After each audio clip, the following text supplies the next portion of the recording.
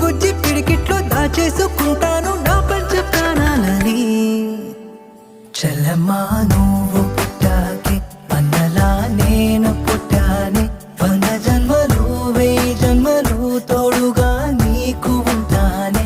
చెల్లమ్మా నువ్వు వచ్చాకే గుండెకే సందడొచ్చింది, దారి చూపే వేలి చివరై నిన్ను నడిపిస్తూ ఉంటానే.